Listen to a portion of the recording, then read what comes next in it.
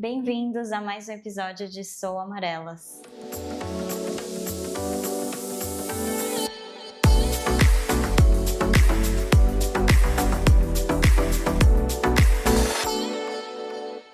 O nome mudou, mas a gente continua com a mesma essência, conversando sobre as histórias, dons, talentos e também as questões das mulheres amarelas. Antes da gente começar com a nossa convidada de hoje, a gente quer dar alguns recadinhos, que é primeiro agradecer as nossas parceiras desse episódio, que é Aira Kimono e Debi Joias. Todas as informações estão aqui na descrição do vídeo, inclusive cupons de desconto. Então deem uma olhada na descrição do vídeo que vocês encontram todas as informações. E hoje estamos com uma convidada muito especial, que é a Bruna Oshiro. Muito obrigada por ter vindo hoje conversar com a gente. Eu que agradeço o convite de vocês. Primeira vez no podcast. Muito obrigada pelo convite. Eu vou falar por mim, assim, que é muito especial poder conversar com você, porque a gente não se conhece pessoalmente, às vezes se conhecer aqui, e a gente se conhece, na verdade, através da minha irmã, que vocês têm toda essa movimentação, muita participação na comunidade de Okinawa aqui no Brasil. Mas primeiro, para a gente começar, será que você pode contar um pouquinho da sua história, da sua trajetória? Meu nome é Bruna Oshiro, tenho 33 anos. Eu cresci, assim, no Kaikan de Okinawa, né? Então, desde pequenininha, eu frequentava a Associação Okinawa de Casa Verde. Foi onde eu passei a minha infância, onde eu cresci.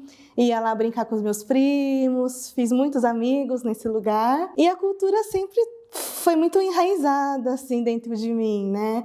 Então, assim, chamava Obá, né, que é a avó. Sempre estava lá com os meus avós, Odi Obá, no Kaikan.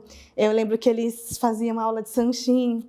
E aí eles me levavam lá e eu, ai, que chato, eu odiava o Sanshin. É muito chato essas músicas, né? A gente, quando é criança, a gente não tem essa noção, né? Então eu ia pro Kaikan para encontrar os amiguinhos. A gente ficava correndo, assim, enquanto o meu Odi e meu Obá faziam aula de karaokê, de Sanshin. E aí a gente ficava correndo pelo Kaikan, brincando de esconde-esconde, de pega-pega. Enfim, mas a música sempre esteve presente. Só que eu não curtia, assim como acho que toda criança, né? Eu sou da época que eu dançava Ruge, o Chan. Então eu gostava disso, sim, mas sempre gostei muito de dançar, de cantar, assim, do meu jeitinho, né? E eu e meus primos, a gente fazia assim... Show, a gente era Sandy Júnior, então tinha lá 2 Sandys, eu e minha irmã, 2 Júniors, meus 2 primos. Brincava de Mortal Kombat, de Power Rangers, né? Nossa, muito! Eu tô aqui fazendo todo um resgate da minha infância também. Então, nossa geração já cresceu assim. Aí, de repente...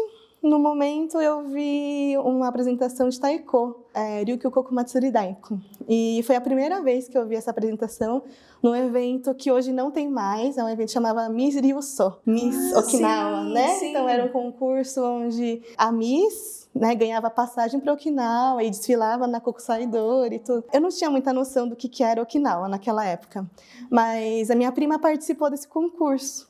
E aí, pela primeira vez, eu vi o Taiko. Aí eu fiquei, assim, chocada, né? Fiquei, nossa, que lindo.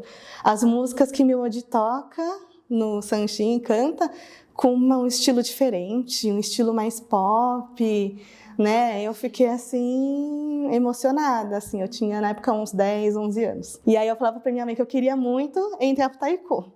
Aí a minha mãe falou, você é muito nova, não dá para eu te levar, né? Tem que crescer mais um pouquinho para você poder ir sozinha e tal, né? Aí eu fiquei com aquilo na minha cabeça durante uns 2 anos. Ai, eu quero entrar pro Taiko. Eu descobri através de uma amiga, porque assim, eu não tinha noção do que era, né? Não tinha quem ensinava, aonde. E aí eu fazia natação. E aí minha amiga falou assim, você não quer assistir minha apresentação de Taiko? Eu falei, você faz Taiko? Aonde? Aqui na Avenida Imirim, Seichonoye do Imirim. Eu falei, é mentira, eu moro aqui do lado. Eu também quero, né? Eu morava assim, muito perto, né? Aí eu quero, vou fazer. Então, um desastre, porque eu zero coordenação motora.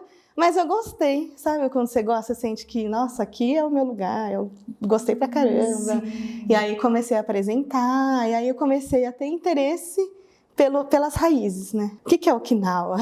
Aí eu li no Utina Press, no jornalzinho Utina Press, Sim, sei. que o grupo de taiko se apresentou em tal lugar, aí a líder deu a entrevista, na época era a Sheila Nagahama, e ela deu a entrevista no jornal. Eu falei, nossa, olha, minha sensei tá aqui no jornal, que legal.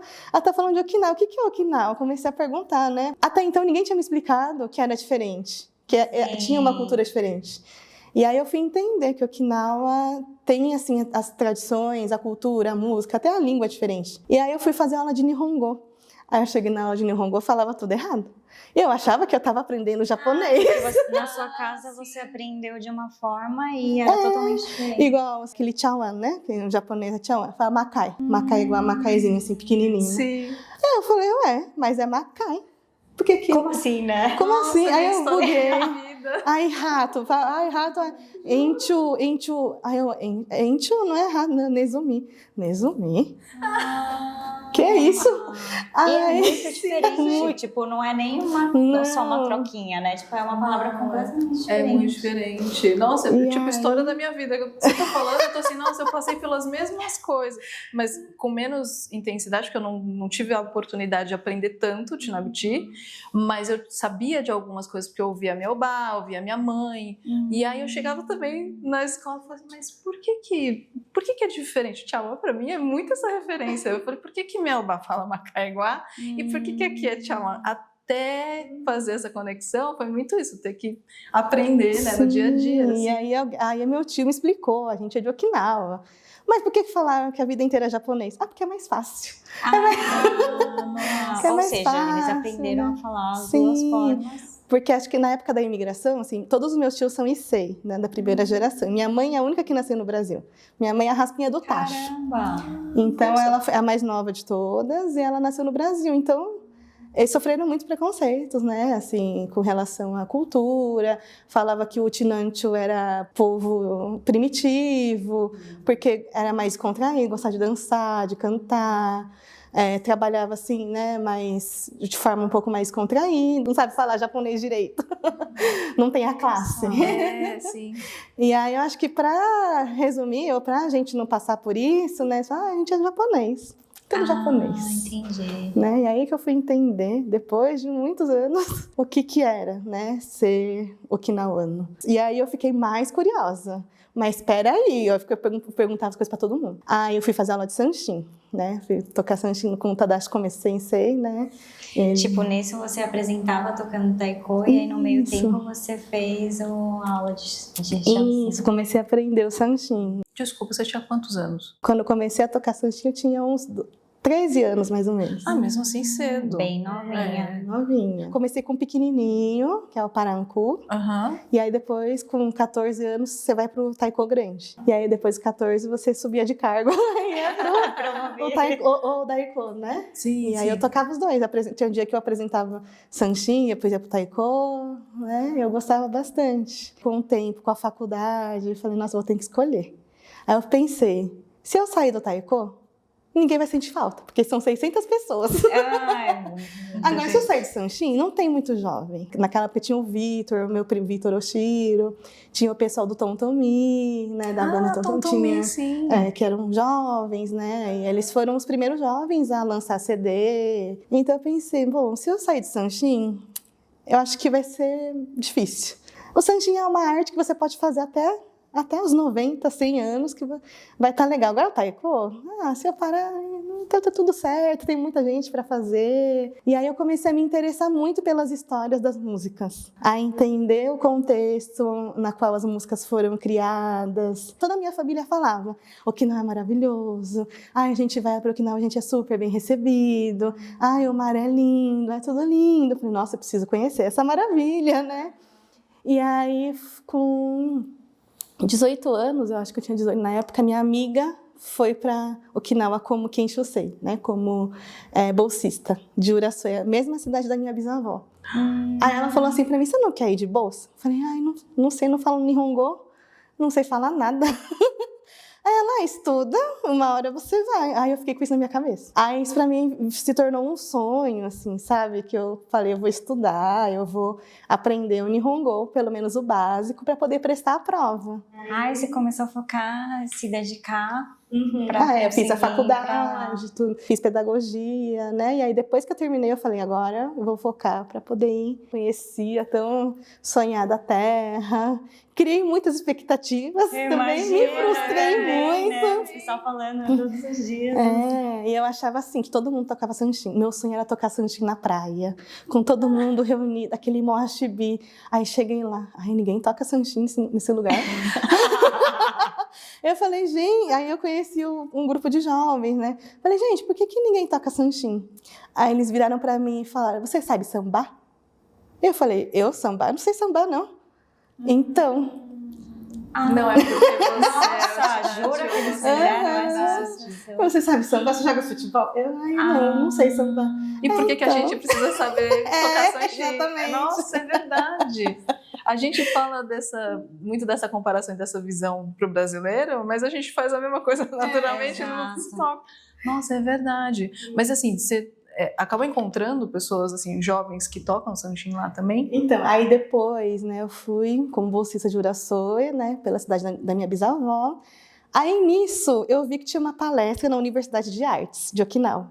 E lá tem o curso de sanchim, especialização em koten, na música clássica. Aí eu peguei minha amiga Satomi Matsumoto, vocês conhecem do Okinawando, né? Sim, sim. Falei, Satomi, eu não sei falar Nihongo, você pode ir comigo nessa palestra para poder conhecer essa universidade? Ela, tá bom, eu vou sim. Aí a gente foi, deu mó taifu, deu tufão, e aí cancelaram a palestra. Nossa! Só que eu já estava lá, eu vi, né, conheci uns professores... E aí eu fiquei encantada com o espaço da universidade. Tem sala de música, salas para treinar com odori. Eu falei, nossa, eu preciso voltar aqui. Eu vou voltar ainda para estudar aqui. E aí em Okinawa eu fiquei com isso na minha cabeça. Eu fiquei muito triste quando eu voltei. Muito triste. Eu chorava no aeroporto para despedir, eu chorava igual uma criança.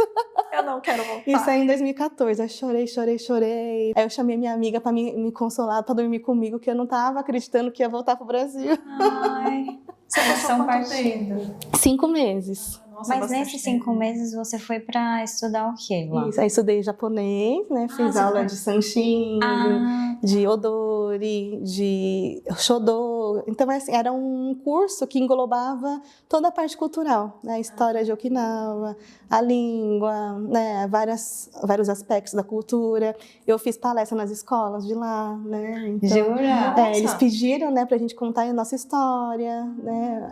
Falar um pouco sobre a identidade, contar sobre a imigração da família, né? Então eu tive essa oportunidade muito legal de ter essa troca com os estudantes de Okinawa também, né? E foi uma experiência maravilhosa, né? E a bolsa é muito boa, é muito completa. Aí 5 meses depois, você voltando pra cá, já com a cabeça lá, de assim, ai meu Deus, eu não vejo. Tem que arranjar um jeito pra...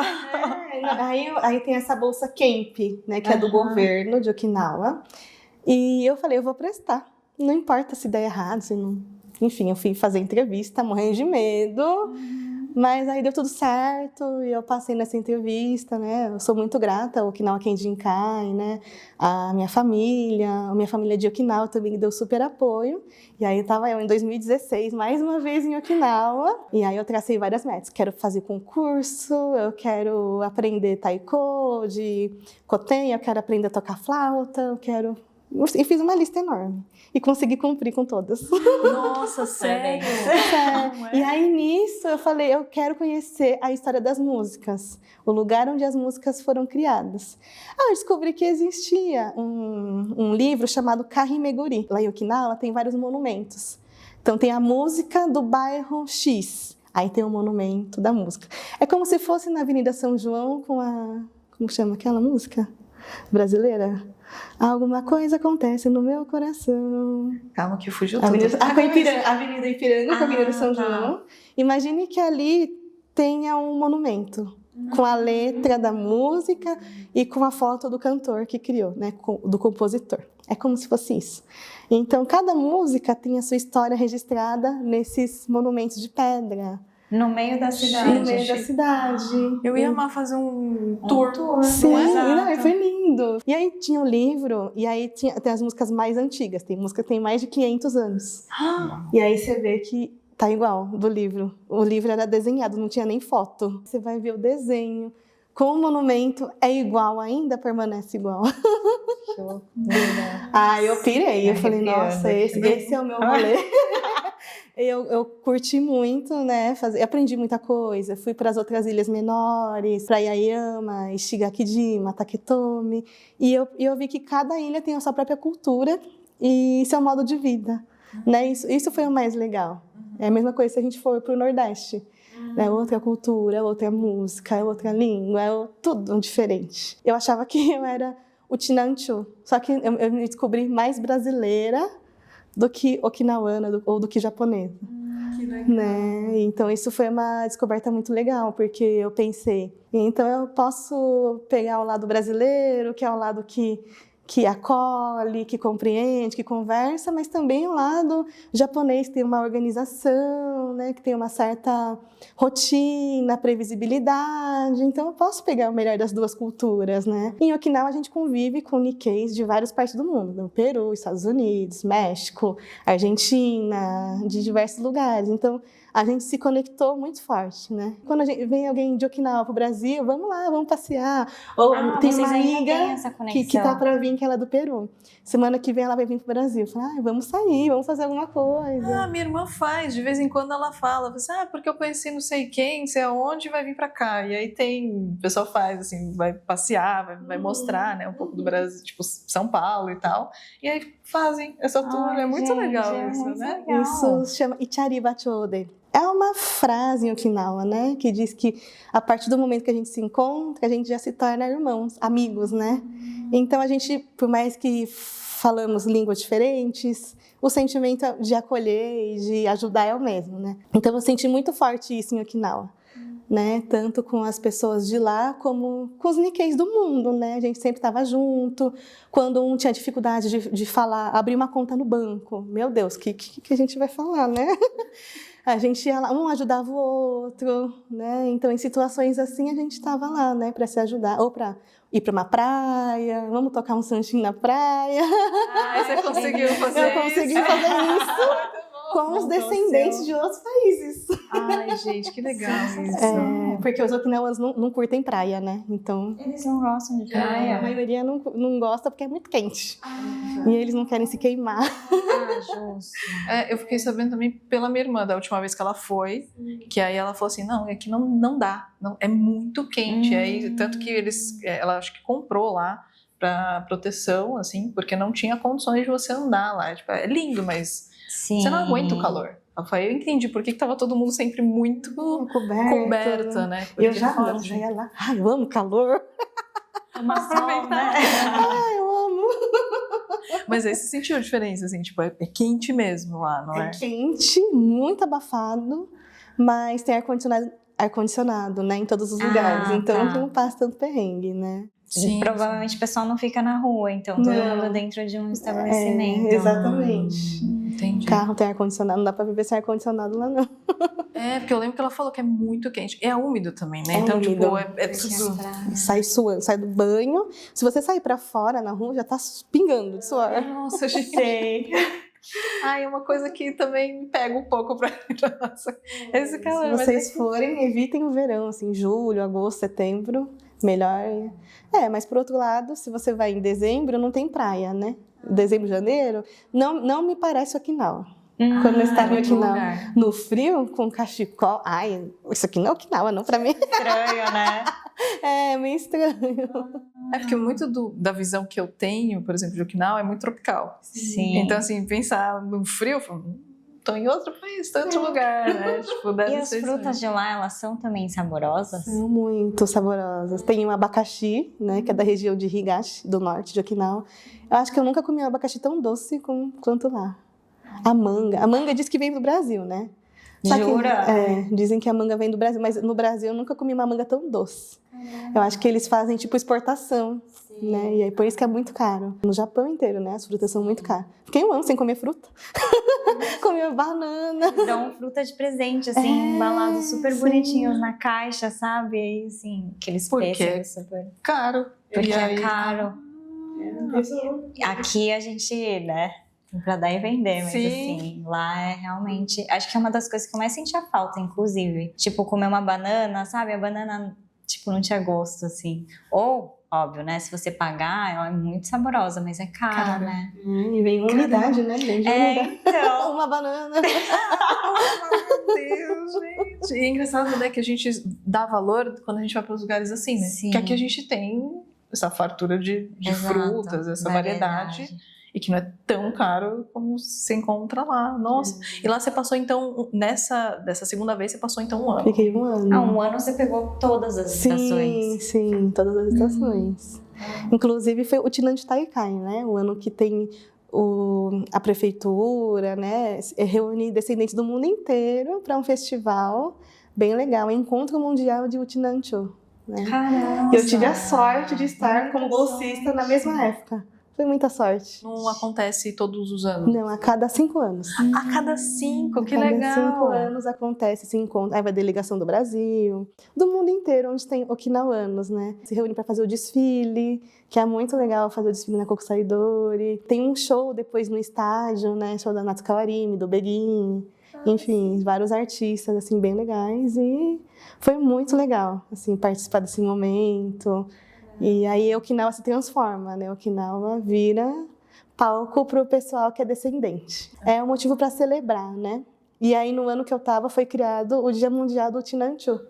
Ah, né? que legal! Dia 30 de outubro, que é o Dia Mundial, né? Depois desse um ano lá, quando você voltou com qual sentimento? Porque quando você foi a primeira vez, você voltou não querendo sair de lá. Sim. Como é que foi essa segunda vez? Eu aproveitei muito esse um ano em Okinawa, né? Eu fiz muita coisa do que eu queria fazer, com aquele sentimento de saudade. Ai, que saudade que eu vou ficar, mas com o coração tranquilo. Olha, agora eu acho que eu estou satisfeita, vou voltar para o Brasil e quero repassar o que eu aprendi. Foi aí que você começou a lecionar Sanshin? Ainda ou não? demorou um pouquinho, foi em 2019, aí eu comecei, eu, Ricardo e o Vitor, a gente tirou a diplomação junto, né, de professores. E aí a gente começou a lecionar, porque estava tendo muita falta, né? O que aconteceu? Os senseis mais velhos foram falecendo, e aí a gente sentiu essa necessidade de continuar esse legado, né, de continuar para a cultura não Você morrer. precisa ter alguma certificação para conseguir... Sim, precisa ter uma certificação. Ah, tá. E aí tem a música popular, a música clássica, de Ryukyu, né? Então eu tirei essas 2 certificações, da popular e da clássica, mas eu me considero ainda iniciante, eu acho que a música de Okinawa, principalmente a música clássica, ela tem uma complexidade muito grande. Para mim foi muito importante ter ido para Okinawa e ter visto o lugar onde a música nasceu. Nossa, porque aí você consegue transmitir um sentimento daquele lugar. você se conectou, né? Sim, com você se aquilo. conecta com aquilo. Aí por isso que as pessoas falam, nossa, eu vejo você cantando, dá vontade de chorar. Eu falei, E é? Sim, Aí eu eu falei, eu tive esse sentimento na Bienal, a gente vai falar da Bienal aqui também, mas quando eu tive que cantar foi exatamente isso, assim, eu olhei e falei, ai, meu bai, tipo, eu comecei, porque é isso, é um sentimento mesmo. Sim, e aí também mexe com a memória afetiva das pessoas, né? A música tem esse poder, né, de resgatar. Então muita gente chega em mim e fala, nossa, eu lembrei da Miobá quando vi você cantando.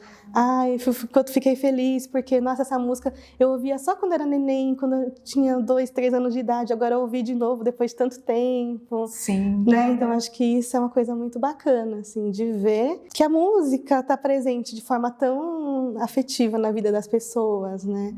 Então isso é bem bacana de descobrir, foi uma descoberta, eu não sabia. Sim. E aí eu descobri assim, me apresentando, dando aula. E aí, Bruna, você falou que vocês assumiram meio que esse legado de voltar a ensinar. Tem muita procura para fazer o Sanshin? Então agora está tendo mais procura, eu acho que por uma questão de identidade, né, e de descoberta.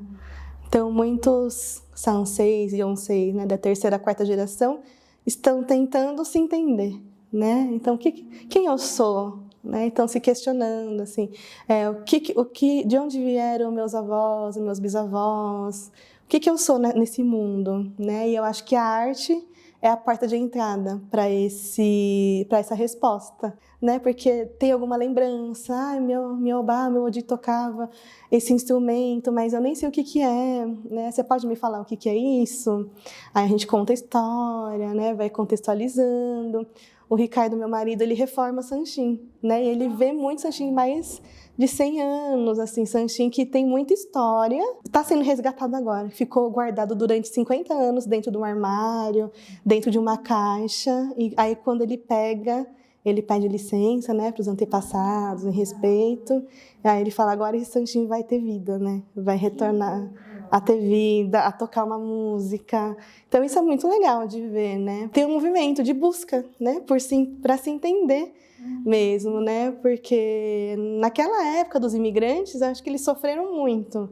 E o Sanchim era a única forma de se reconectar com as suas raízes, né? Então, por isso que eu acho que a comunidade Okinawa é tão forte, né? Porque eles procuravam se encontrar sempre, né? Um na casa do outro. E aí dança, e aí toca, e faz festa, e bebe. Então, por isso que a comunidade é tão unida até hoje, porque tem esse mesmo propósito, né, de reunir as pessoas, de se ajudar. Então, naquela época, o pessoal, às vezes, vendia coisa na feira, ou plantava, e aí um ia ajudando o outro, né? As famílias iam se ajudando, e aí o Sanchim vinha como um conforto, né? Como uma lembrança da terra natal. E aí eu sinto, assim, minha percepção, né? Parece que a segunda geração, muitos foram de Kasegi. Então, muitos foram para o Japão para trabalhar e aí não tiveram tanto contato com a cultura. E aí pulou uma geração. Eu sinto que os netos estão buscando agora esse significado, né? Estão buscando respostas. E aí, às vezes, uma traz uma lembrança, a outra, nossa, na minha família também era assim. Eu tenho uma música que chama Chinnuku Jushi. O Chinnuku, ele é um prato típico de Okinawa, feito com arroz, batata inhame, cenoura, abóbora, um mexidão, assim, sabe? Como se fosse um risoto. E aí, a história dessa música, eu fui contando para elas, olha, o avô vai até o hatake, né, até a plantação para colher as coisas, a mãe faz a comidinha no fogo a lenha, e a criança está lacrimejando os olhos porque está entrando fumaça, né? E a criança está se questionando, mas por quê que eu estou chorando? Porque hoje vai ter um prato muito especial. E aí vai contando a história, a cultura, tem que servir no totome, né? O totome é o butsu da família. E aí a criança vai fazer o mabuya. Sabe o que é mabuya? Sim, não. Quando, sei lá, você leva um susto, você cai. Aí tem que falar, mabuya, mabuya. Fosse o cuidado com o seu anjo da guarda. É como se fosse o anjo da guarda e aí todo mundo tem o seu mabuya. E aí quando você toma um susto, eu faço isso direto com isso. Fiz muito com isso. É tipo, não, tá tudo bem, tá tudo bem. Meio que tipo, pode tá tudo bem, continua aqui, protegendo ele, que tá tudo bem. Calma, sai do corpo e volta, né? Tipo isso. E aí vai contando tudo isso. Aí o pessoal, nossa, mas na minha casa também era assim. A gente acendia 3 sem cor, né? E muitas vezes a gente não sabe nem por que faz isso, mas faz, né? De forma muito natural. E a gente vai se conectando assim dessa forma, né? Com coisas em comum, com coisas diferentes também. Por exemplo, o totome, né? Tem gente que serve barriga de porco, né? Porque trabalhava com animal, né? Porque era uma coisa muito rara naquela época. Ter o porco era sinal de fartura, de riqueza. Já outros servem peixe, porque a família era de pescadores. Então, você coloca sempre o que você tem de melhor naquele momento, né? Para os seus antepassados, né? E isso eu acho muito legal, né? Você conhecer, saber o nome dos seus antepassados. Fui para Okinawa na 3ª vez que eu fui, e eu fui na casa dos primos do meu bisavô. E eu encontrei uma foto do meu tataravô. Preto e branco, era pintura, não era nem foto. Nossa! Era pintura e, tipo, não tinha nem noção como ele era. Isso aqui é surreal, você saber quem é seu tataravô.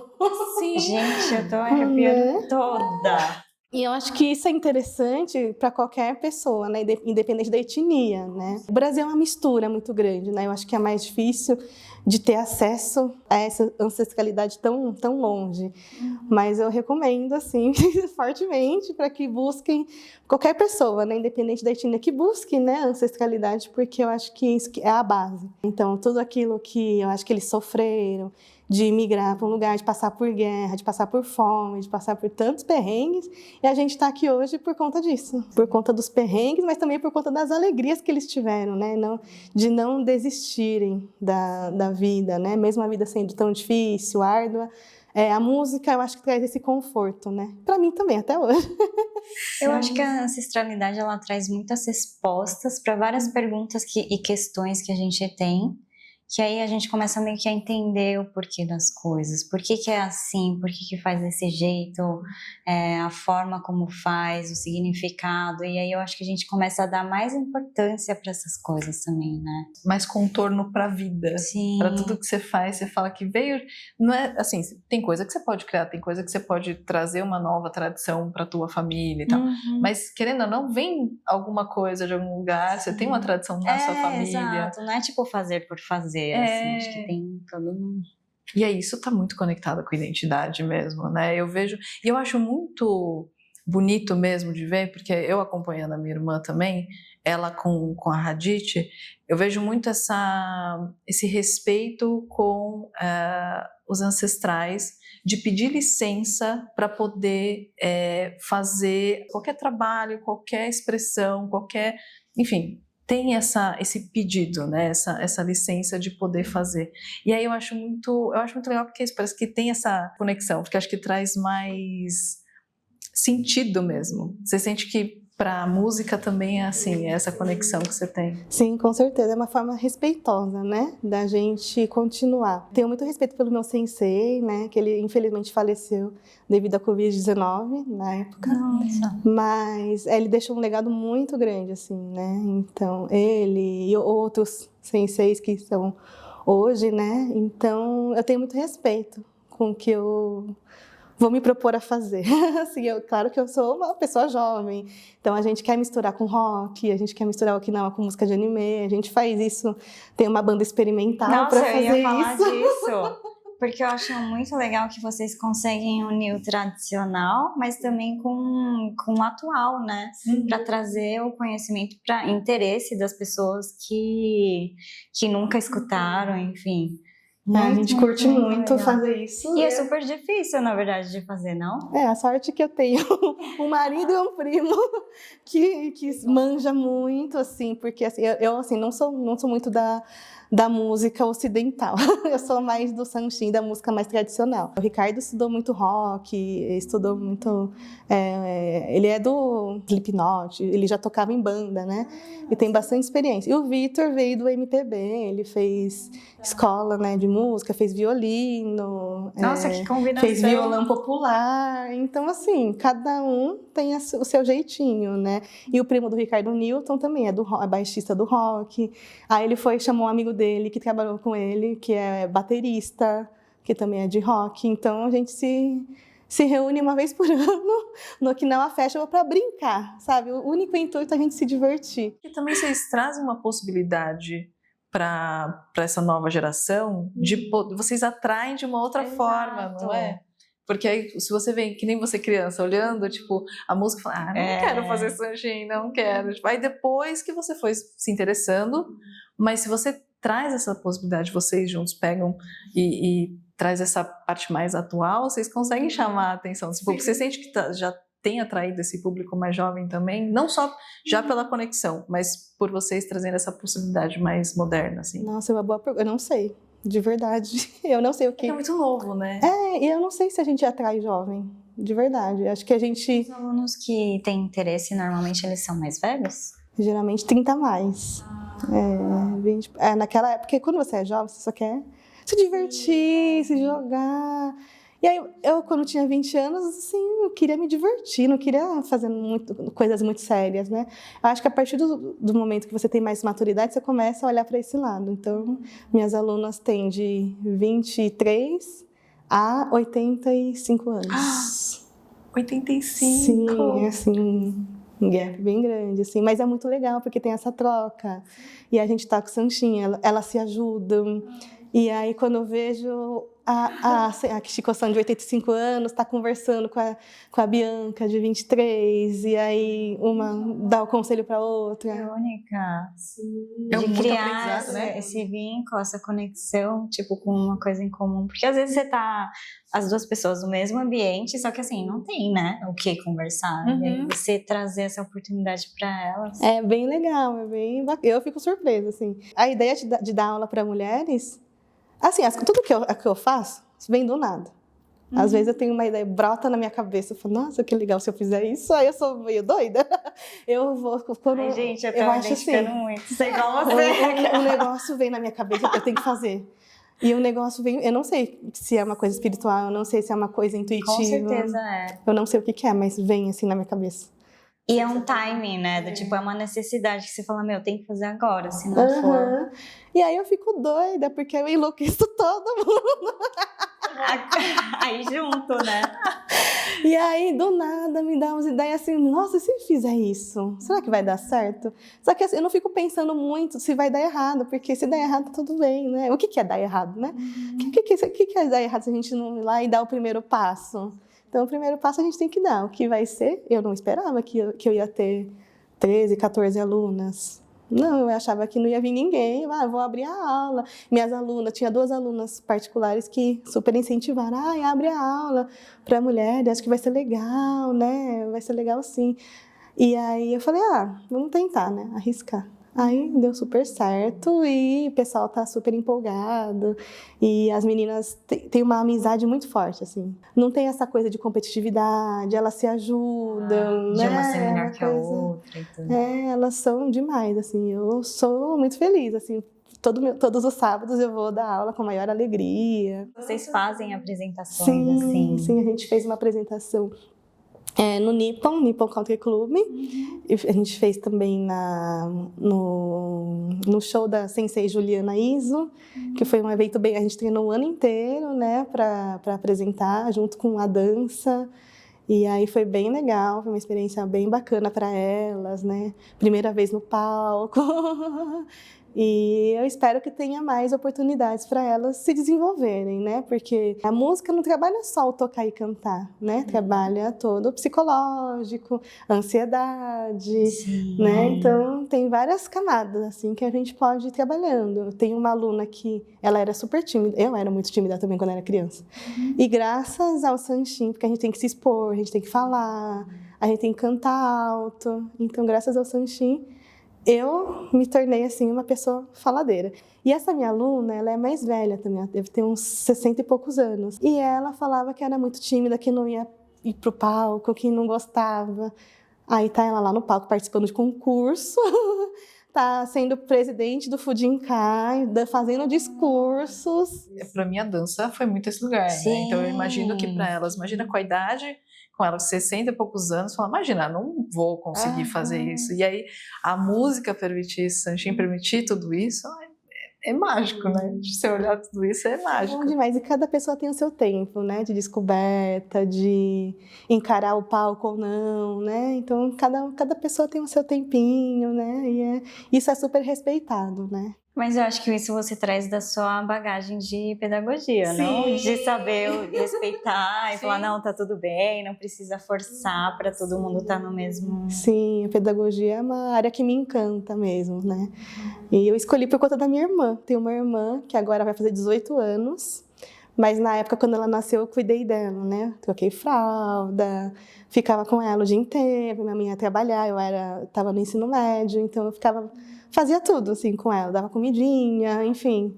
E aí eu estava em dúvida entre turismo e pedagogia. Eu passei em pedagogia, né? Eu fiz a faculdade pelo ProUni, e aí foi a melhor coisa, assim. E eu comecei a trabalhar em escolas, comecei a me aprofundar mais, fiz estágio, hoje eu trabalho, né? Eu gosto bastante do que eu faço, né? Essa parte ficou bem a parte de... Você trabalha com a educação infantil mesmo, Educação né? infantil, eu trabalho com crianças de 4 a 5 anos de idade. São que fofos. idade do Mike. Para mim, assim, na minha opinião, é a melhor fase que tem, né? Porque já estão independentes, falam bastante, se expressam, né? É uma idade muito gostosa, né? Eu gosto muito da primeira infância, de brincar, de ver a criança se transformar, aquela criança que era tímida, de repente começa a falar. Mas é tão lindo de ver assim, o quanto as crianças se desenvolvem nesse tempo, né? Que eu vejo, todo ano eu choro para despedir. Ai, com certeza. Eu também choraria. Eu também choraria super. E é muito legal, assim, né, trabalhar com a educação, porque você vê a criança se desenvolvendo, né? E eu sempre gostei de trabalhar com seres humanos, né? Eu estava vendo a entrevista da Janine e eu me identifiquei muito, porque eu também comecei a trabalhar desde cedo. Comecei a trabalhar com uns 13 anos, na lojinha da minha tia, que ela tinha uma lanchonete, e depois fui trabalhar na feira. Trabalhar caldo de cana, né? Então, me identifiquei muito, porque você lidar com o público desde muito jovem, né? E você aprender a conversar, a ouvir a história das pessoas. Então, eu já sabia que eu era de humanas, trabalhando com o público, né? Então, é uma coisa que eu sempre gostei de fazer, de conversar, de escutar. Você estava falando das crianças, é que eu acho mágico mesmo olhar o mundo através do olhar de uma criança. Sim. Porque a gente cresce, vai fazer as coisas, vai ficar adulto, e a gente está na correria no dia a dia. Você conseguir parar para observar uma criança observando o mundo, é outra coisa. Você fala, gente, calma, o mundo para, assim, parece que assim, tudo para, o mundo para em volta, você fica só ali naquele pedacinho, naquele momento. Naquele mundo é tudo, né? Entrar nesse mundo, nossa, é muito gostoso, né? De participar junto, de sentar no chão, de fazer umas brincadeiras, inventar coisas com eles, né? Com as crianças, é surreal, é muito legal mesmo. Acho que por isso que mesmo, né, que você estava falando muito do que você tem de experiência com as crianças na pedagogia, te ajuda muito a também dar as aulas, né, de Sanshin. Né? Sim, e observar cada pessoa como um ser humano único que aprende, com certeza aprende, mas que cada pessoa vai levar um tempo, né, principalmente quando se é adulto. Né, quando você trabalha, você é mãe, quando você ou está na terceira idade, né? Então o ritmo de aprendizagem é bem diferente, né? Mas é importante olhar para todos, né? Para todas elas de forma única. Porque eu até perguntar se no seu grupo se tem assim pessoas de diferentes idades, mas também pessoas que nunca tocaram, sim, pessoas que já tocaram. A maioria nunca tocou. É o primeiro contato com a música. Essa questão de aprender qualquer coisa adulta na nossa idade não é tão simples assim de aprender. Não é mesmo. Você acha que é super... não, né? É natural, a gente vai aprender. Só que não. Aí você começa uma vez e fala, nossa, gente... Eu falo que é igual academia. A gente tem que treinar, né? Treinar para o cérebro memorizar, memória muscular, né? Eu sempre falo, pra gente tocar e cantar bem, não vai ser uma vez por semana. Quantas vezes a gente tem que ir para a academia para adquirir músculo, emagrecer umas 3, 4 vezes na semana no mínimo, né? Então, a música, o Sanshin é a mesma coisa. A gente tem que ter persistência, tem que ter foco, tem que treinar um pouquinho, 10 minutos por dia pelo menos, né? Aquele tempinho que você tem, que você está assistindo televisão, pega o Sanshin, né? Fica dedilhando, né? E aí, isso também, minhas alunas falam que é terapêutico, né? Que tocar Sanshin acalma. Às vezes você está num dia estressante de trabalho, às vezes a gente está na correria, e aí quando você está com o Sanshin, você olha para você. É porque você tem que prestar muita atenção ali para poder tocar, para saber onde que você está colocando, né, se posicionando, tudo. Então, é uma hora que você tem muita presença mesmo, né? Eu já acho não dá para pensar em mais nada do tipo... Não tem como. Então, eu acho muito forte, assim, toda vez que eu ouço o Sanshin, qualquer nota que dá, tipo, parece que vem, pra mim vai no coração, assim. É na alma, né? É muito forte. E quando assim. a gente canta também, a gente se conecta com a nossa essência, eu acho, né? Eu, quando estou treinando, assim, eu fico concentrada, tocando, de olhos fechados, cantando, só prestando atenção em mim mesma. Já entrar no assunto da Bienal, porque eu te vi cantando lá na Bienal, eu pude acompanhar um pouquinho do processo com a minha irmã, mas assim, parabéns para você, para todo mundo que estava envolvido lá, porque assim, foi lindo demais. Não pude assistir toda a apresentação, todo o cortejo, mas eu achei muito forte, tipo, uma força mesmo muito grande, que a impressão que eu tive é que assim, não era só as pessoas que estavam lá, mas era como se toda a ancestralidade, todas essas pessoas estivessem juntas nesse cortejo, nessa apresentação. Então, tipo, parabéns mesmo, foi lindo demais. Não, a organização também super arrasou, né? Porque tinha pouco tempo para organizar tudo isso. Então a Hiromi, o Vitor Kindio, a Mil Arriga, né, se desdobraram ali para fazer o melhor mesmo, mostrar o melhor da cultura de Okinawa, porque a gente não tinha tempo para ensaiar. Eu ensaiei uma vez. A gente não tinha agenda, não tinha tempo, e aí eu achei magnífico que os 3 conseguiram fazer esse movimento tão grande, juntar tanta gente, né? A Hiromi com as meninas da Raditi, e aí eu fiquei muito emocionada, só que eu não podia chorar. Ai, eu ficava assim, segura os beijos, não chora, não pode, porque se eu chorar eu não consigo cantar. Mas assim, teve um ensaio geral que eu falei, meu Deus, isso aqui vai ser surreal, isso aqui vai ser minha irmã magnífico. Ela falou que o ensaio geral foi quando ela entendeu o que realmente tinha acontecido, porque até então ela não... foi fazendo aqui, um monte de coisa. Aí ali no ensaio geral que ela parou, ela entendeu o tamanho que ia ser. Sim, mas eu acho que só lá na hora que vocês entenderam de fato o que aconteceu. Né? Até então tava assim, meio, o que eu vou fazer? Onde que eu vou entrar? O que eu tenho que fazer? E aí quando chegou lá no ensaio, deu tudo certo, eu falei, gente, só mesmo essa força de todo mundo para fazer dar certo. Sim, né? E eram mais de 100 pessoas, né? E eu nunca imaginei, mais de 100 pessoas. Eu nunca me imaginei me apresentando numa Bienal, no Sesc. Eu sempre quis me apresentar assim, em lugares fora da comunidade. Sim. Só que eu não sou aquela pessoa que vai muito atrás, ou que, tem que mandar edital. Eu não sei fazer. Sorte que em 2025, né, apareceram essas apresentações, né? A Hiromi organizou a Bienal junto com a Mil, junto com o Vitor Kindio. Para mim foi uma realização muito grande. Eu nunca imaginei um dia poder pisar assim como artista na Bienal de Artes. Para mim era um sonho muito distante, é uma coisa muito longe, né? E aí elas tiveram essa ideia, né, de homenagear Mao Ishikawa, né, e fazer todo esse movimento. Eu não imaginei que ia ser uma coisa tão grande. Na minha cabeça ia, pode ser uma coisa pequenininha ali. Nossa, mas a proporção que tomou foi gigantesca e eu fiquei mega surpresa. É uma força. Né? Você sentiu isso, uma força muito grande das pessoas que estavam ali. Sim. Né? Eu acho que, eu não sei de onde vem essa força, pode ser ancestral, pode ser espiritual, mas é uma força bem grande. Eu consegui ir um pouquinho nos bastidores ali para conversar um pouco com a Hiromi, eu maquiei minha mãe, então, tipo, rapidinho eu consegui ver um pouco. E eu já fiquei assim, nossa, tipo, tem toda uma organização e tal. Estar, tipo, no público também foi outro momento, porque eu estava ouvindo os comentários.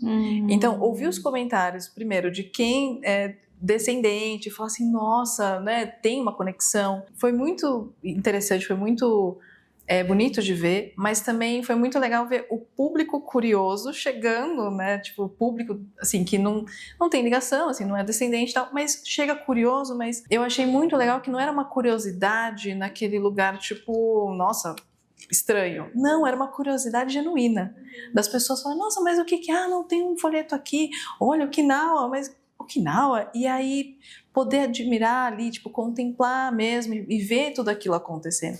Então, olhar aquilo tudo junto, tipo, família, vocês ali, ver minha irmã, ver minha mãe e minha irmã ali, para mim eu fui para outro lugar, né? Tipo, é aquela coisa do, gente, como é que não chora aqui? Tipo, é muita emoção. E aí, para mim, teve um significado muito grande. E essa força, porque tanto que eu não consegui ver até o final, porque eu tinha um ensaio para poder apresentar a dança no dia seguinte, mas foi muito interessante ver o quanto que senti essa força ali, me deu muita força para fazer também o que eu queria fazer, muito do que eu já vinha fazendo na dança. Então foi muito tipo, nossa, me conectei aqui, eu tenho uma base, acho que é muito essa coisa da ancestralidade. Então, por exemplo, ver minha irmã tatuando a minha mãe, ver você cantando, me conectou muito com a Miobá. E eu tenho uma conexão muito forte com a Miobá. Que lindo. Porque eu conheci o Sanchin por causa da Miobá. Ah, que legal. Ela não podia tocar Sanchin. Sim. Ela não podia tocar fora de casa, ela não podia tocar em casa. E aí eu lembro desse momento, assim, que tipo, ela ficava num quartinho do lado de fora da casa. Nossa. E aí ela tinha o Sanchin dela, ela tocava, ela rezava e tocava lá dentro. Aí eu ficava assim, oba, deixa eu entrar. Aí ela, não, fica aí, daqui a pouco eu saio. Mas eu, tipo, eu ficava ouvindo, eu falei, mas eu quero... O que você tá fazendo, né? Ela, entra aí, fica quieta. Não faz barulho, não. Sim. Aí ela começou a deixar. Então ela falou, só que você tem que ficar quietinha. Ah, tá bom. Aí eu lembro que eu ficava no cantinho e ela tocando. Então, quando eu vi você tocando, pra mim foi muito forte. Porque me veio toda essa lembrança. E aí, com a minha irmã e a minha mãe estavam do seu lado, né? Então, foi muito simbólico. Que aí foi onde eu senti essa força. Exatamente o que você está falando. Foi muito essa força do eu não tô sozinha. Que é muito isso, a gente não tá sozinho em lugar nenhum, né? E estamos aqui também, então, tipo, foi muito simbólico, muito forte. Eu só tenho a agradecer a vocês, que, tipo, porque pelo que vocês fazem, do que vocês estão levando, eu acho que é do que você estava falando de continuar um legado. Nossa, vocês estão conseguindo muito fazer isso. Foi muito emocionante. E essa história que você contou da Soldá tem um porquê. Você sabe o porquê? Que ela se escondia para tocar o Sanchin? É que eu sei o motivo pessoal. Meu avô não gostava que ela expressasse. Tinha muito essa questão que eu sabia, era muito da questão da mulher não ter um lugar importante na família. Né? Então, tipo, a mulher não tinha voz, não participava das decisões e nem das opiniões, nem das discussões da família. Então, meu avô não gostava que ela tocava e nem que ela rezava, né? Mas aí eu acho interessante porque do jeito dela, ela fala, tá bom, mas eu vou fazer do mesmo jeito, mesmo que seja escondida, mas eu vou fazer isso aqui, não vou parar de fazer. Mesmo que isso aconteça, eu vou lutar pelo que eu acredito, Sim, né? Mesmo que seja nesse força, quartinho, né? Um outro motivo é porque naquela época do pré-guerra e do pós-guerra, quem tocava Sanchin eram só os homens, né? Na realeza de Ryukyu, só os homens podiam mexer com a arte. E aí a mulher que tocava o Sanchin, ela era uma cortesã. Ela era mulher de conforto. Então a mulher que tocava Sanchin era vista como se fosse uma prostituta. Nossa, eu não sabia. Então, muitas famílias proibiam as mulheres de tocar. Minha aluna mesmo, o pai dela não deixava ela tocar. Porque isso aqui é coisa de gente que não presta, é coisa de vagabunda, né? Então, o Sanchin, a arte, era vista como entretenimento para os homens que iam lá e bebiam junto com essa mulher, com as cortesãs. Então, por isso que muitas famílias não permitiam que a mulher tocasse Sanchin. Que a mulher que canta, a mulher que toca, ela tem um destaque, ela não presta. Ela é uma mulher... podia chamar atenção. Exatamente. Caramba. E aí a gente quebrou vários padrões.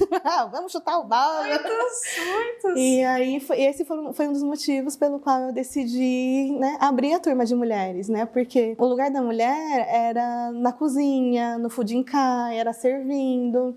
Então eu penso, a mulher precisa ter um lugar de destaque no Sanchin. Não sei se você é dessa época onde apresentava música clássica e só os homens no Sanchin.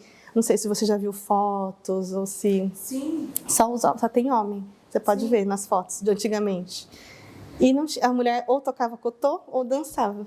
E quando não era isso, ela estava na cozinha. Então era difícil ter uma mulher no Sanchin. E esse foi um dos motivos pelo qual eu quis abrir uma turma só de mulheres, para que elas tenham protagonismo, para que elas futuramente possam ser presidentes de associações, para que elas desenvolvam essa liderança, esse lado comunicativo, esse lado artístico. Quando você começou a tocar, porque você era bem novinha, você sentiu algum preconceito pelo fato de você gostar? Não, eu não senti, porque acho que minha família é mais... Como posso dizer? Acho que eles nem sabiam desse estigma, né? Eu fui descobrir ouvindo relatos, né, de pessoas. Mas minha família, ninguém pensava assim, dessa forma. Mas uma vez eu ouvi que, você é mulher, né? Você tem que abaixar um pouco a sua voz, porque quem tem que ter destaque são os homens. Aí eu falei, desculpa, minha senhora, eu não vou aceitar. Eu falei, você me desculpe, mas eu vou cantar do jeito que eu sei cantar. E os homens que lutem. Maravilhosa! para cantar mais alto. É sobre isso. Exatamente. Mas assim, Gente. foi uma fala assim, eu acho que talvez tenha sido sem querer. As pessoas estão acostumadas, né, a ter o homem como um centro. Eu acho que não foi nem de forma proposital, né? É uma coisa da cultura que naquela época era muito natural, né? E hoje em dia não. Hoje em dia, por exemplo, música clássica, o Coten, é uma arte que no Brasil está quase morrendo. E aí eu preciso, né? Eu fico com essa sensação de que, nossa, eu tenho uma missão de resgatar isso, de ensinar isso. Mas eu estou ensinando para as mulheres uma coisa que era só de homens, agora só tem mulheres, praticamente. Maravilhoso. Sim, Porque as gerações vão mudando. com Sim, certeza. né? E que bom, né? Que bom, né? Que vai mudando. Sim. Mas eu quero ver mais mulheres ainda na liderança.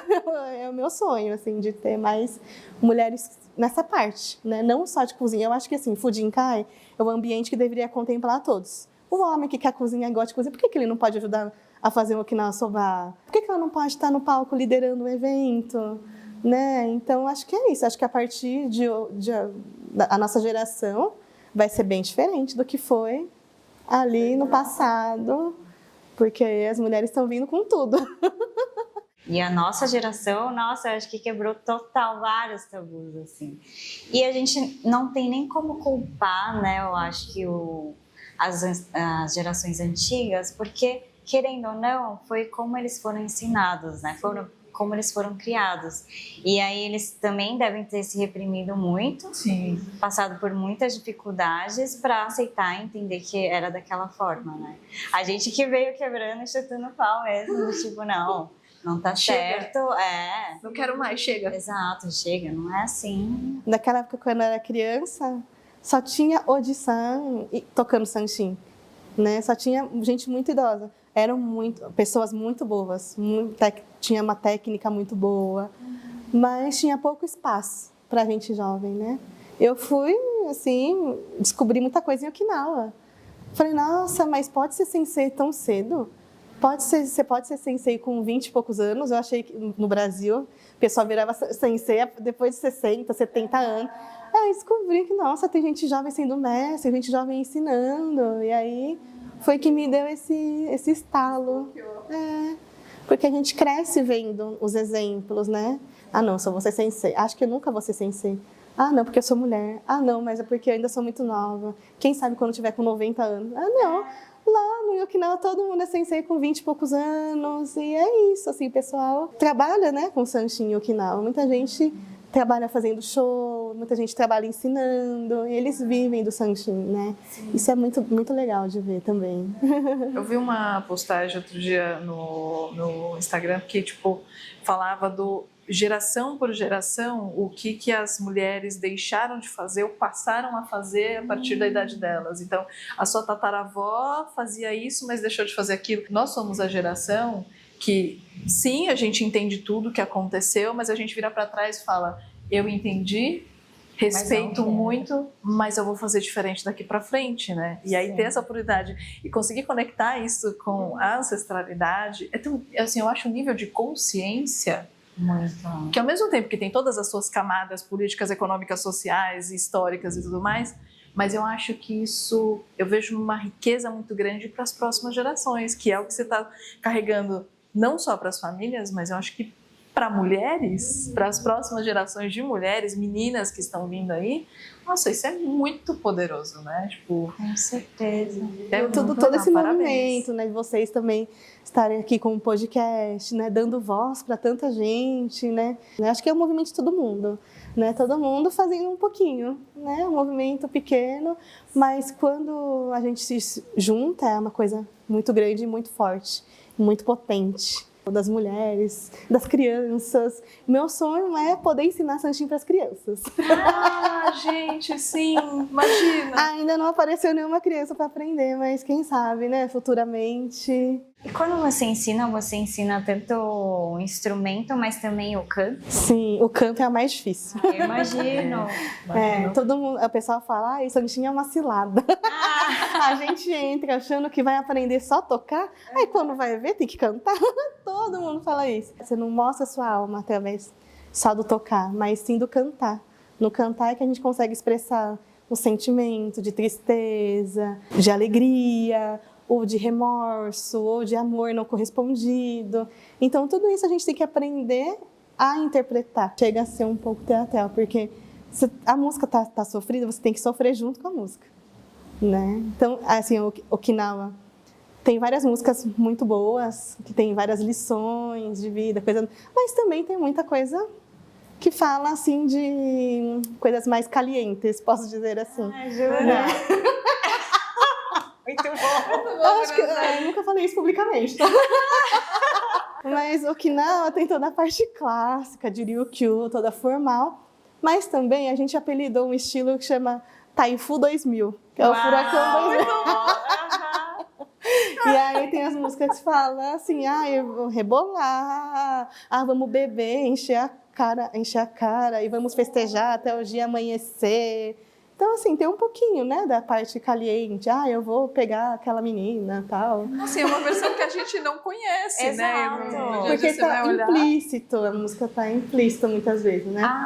Mas tem. Um dia eu vou apresentar aí o Taifu 2000. Eu estou curiosa para ver. Muito bom, apresenta sim. Porque é legal ver, assim, essas curiosidades. Porque... É muito legal a música de Okinawa. Tem tudo, tem de tudo. Tem as lições, tem Sagu no Hana, que fala das lições, né, que os pais ensinam. Você não pode quantificar o quanto os pais te ensinaram, enfim. Mas também tem a parte descontraída, que é para dançar, que é para se jogar. Sempre tem um Oji-san que começa entregando tudo. O meu Oji era esse Oji-san. Ele, às vezes, tocava uma música um pouquinho, não era nem o Kachashi, uma música um pouquinho, mas ele já estava lá levantando, com os braços para cima, e ele rebolava. E ele se jogava no chão, assim, sabe? Meu dia era esse Oji-san que a gente falava, nossa, que vergonha, eu não conheço. Mas hoje eu valorizo isso, né? Hoje eu falo, nossa, ele é o mais animado da festa. A gente acha que tem não sei, algum conceito na nossa cabeça de que é mais formal, mais e também existe, né, esse lado mais descontraído. Sim. E talvez até por isso que eles vão para a ilha de Okinawa para buscar esse movimento, porque... E é uma coisa que, tipo, para mim sempre fez um pouco de diferença no sentido de eu não me identificava com... Isso criança. Eu não me identificava, por exemplo, com os descendentes japoneses. Porque eu ficava muito tipo, gente, mas é muito diferente. E eu sempre falando assim, falando com as mãos, falando muito, falo mais alto, ri alto. Aí eu ficava... Por que eu sou assim? Aí eu achava que eu era errada. Porque eu falava assim, ou o que está acontecendo? Uhum. Mas era porque isso, a questão da comunidade, tudo. Meus pais moram na Casa Verde. Então também eu conheci todos por lá, Casa Verde, Mirim. Conforme você vai conhecendo mais a comunidade, você vai entendendo melhor a sua história, é onde você olha e fala, tá aí. Tá aí. Não sou diferente, não. Tem um povo que vai rebolar, vai ficar no chão, entendeu? As outras falam assim, bater. Ele já chega assim, tá fazendo o que aí? Pá. Nossa, sim. Já deu um tapa, já grita. Você assistiu o som assim que pega e dá tapa aqui? Assim, eu falo, por quê? assim na cabeça. Você engordou. Ai, meu Deus. Como você engordou, hein? E aí, vai casar quando? Ai, nossa, sim. Eu vou fazer um mié pra você. Tem um vizinho lá, amigo, não sei o quê. Tá solteiro? Vou fazer, eu vou te apresentar. Sempre tem, assim. Os outros são muito, muito assim, né? E eu falo que eu tô me tornando a salvação. É muito bom ver esse lado, é muito bom trazer esse lado também, né? Porque é isso, você vive muito tempo também, que é do tipo... A gente também vive numa sociedade que tem a questão de que a mulher também é aquela coisa do falar baixo, rir baixo.